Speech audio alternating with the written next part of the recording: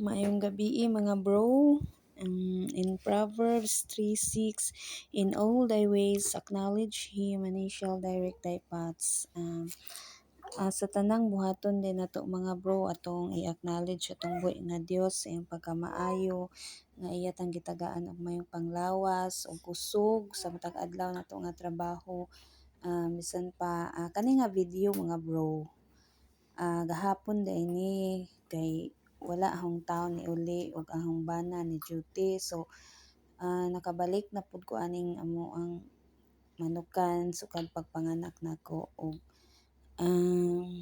kay dili man na siya pwede gud og dili lawgan kay dili na ni siya magtarong og pangitlog ug dili malawgan og tarong ug kani pong mga itlog ug di pud siya mahipos.